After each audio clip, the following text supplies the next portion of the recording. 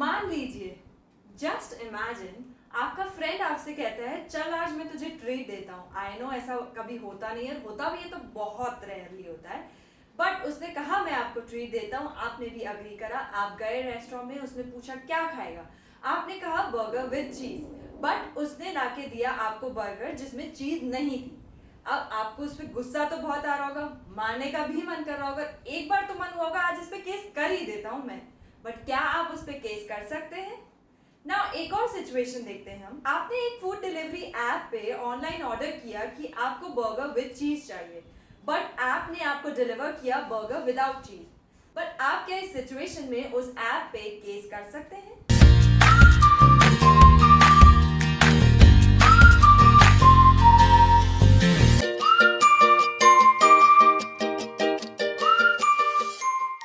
Hi everyone, I'm Megha and welcome to UGC Net with Megha, and in this video we are going to discuss Indian Contract Act 1872.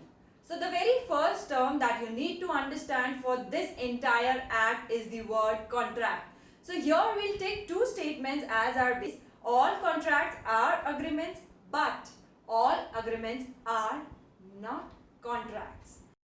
These two statements form the base of the entire Indian Contract Act, and majority of us feel that these two statements are the same only, but there is a huge difference. For example, if I say I made a contract with X and I made an agreement with X, you all must be feeling again that these two statements are same only, एक जैसे ही तो हैं, फर्क है किधर? There is a huge difference, and this difference we are going to understand with the help of a flowchart. We'll first take an example here. I asked you whether you'll buy my house for rupees 1 lakh, and you said yes, I will buy your house for rupees 1 lakh. So with the help of these two statements, we'll understand this entire concept. So the very first line that I asked you whether you will buy my house for rupees 1 lakh was that I had made an offer to you that क्या आप मेरा घर खरीदोगे 1 लाख रुपए में? So this is an offer that will you buy? So this is known as offer or proposal. Now when you said yes, I'll buy your house for rupees 1 lakh, it meant that you have accepted my offer, and thus it is known as acceptance or assent. So when this proposal is accepted, it is known as promise. So now with this promise, if there is a consideration, that is something in return. So what is something in return? So we'll take the help of the example again. I said, will you buy my house for rupees 1 lakh? So now when you will get the house, in exchange of the 1 lakh rupees that you are giving to me, the house will be your consideration, that is something in return of rupees 1 lakh. And 1 lakh rupees would be consideration for me, because for giving the house, I am getting rupees 1 lakh. So with this promise, if consideration is there, then it gives rise to agreement. So as per section 2B of Indian Contract Act 1872, an agreement is a promise or a set of promises forming consideration for each other. Now, when this agreement becomes enforceable by law, it is known as a contract, that is a valid contract. Now, what is meant by enforceable by law? Enforceable by law means anything which is not prohibited by law, is not illegal or unlawful. We'll understand this term further with the help of another example. If A asked B to kill C for rupees 1 lakh and B agreed to it, but he did not kill C, so can A sue him for that? No. Why? Because this is not permitted by law, or killing someone is an illegal activity. Whereas if A had given B an order for delivering 500 t-shirts by the 7th of next month and B had agreed to it, but on the date of delivery, B denies the delivery of the t-shirt, so can A sue him? Definitely yes, because trading is allowed or permitted by law. Now there are certain conditions that are given under section 10 of the Indian Contract Act, which makes an agreement enforceable by law. So the very first condition is offer plus acceptance. That means there has to be an offer and also an acceptance in order to become a contract. So the very first example that we saw, that I'll be selling you my house for rupees 1 lakh. So that was an offer.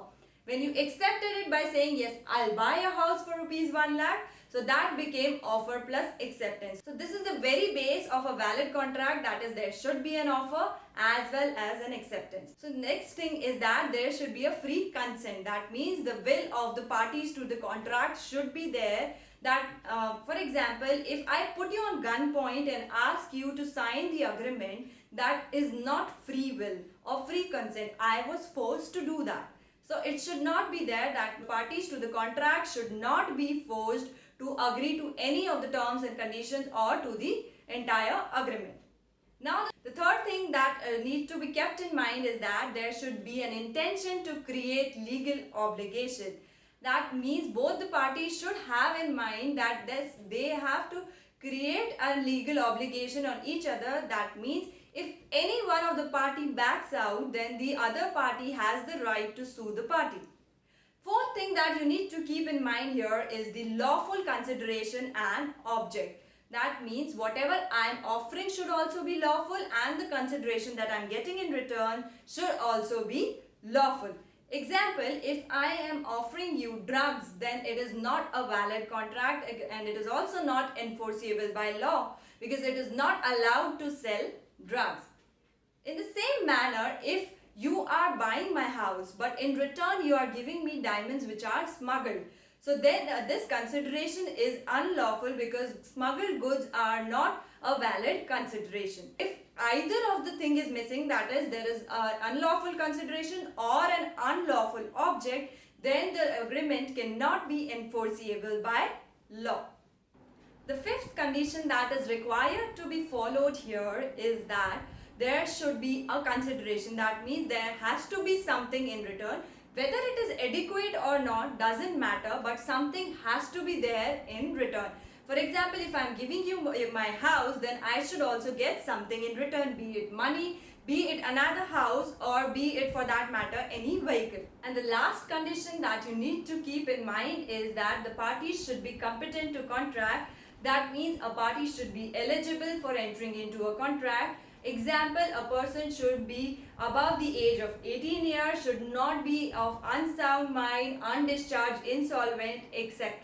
And if all these conditions that we have discussed just now are satisfied, then an agreement becomes a contract. And it is also very much clear that what was the difference between agreement and contract. From here we can conclude that in the situation 1, which we had imagined in the beginning of this video, as the conditions that were given here were not satisfied, so we were not entitled to sue our friend. Whereas in situation 2, all the conditions were satisfied, thus we were entitled to sue the online food delivery app.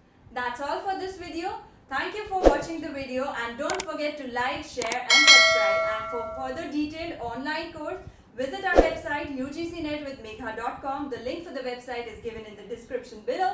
And for regular updates on UGC Net, please follow us on our social media handles.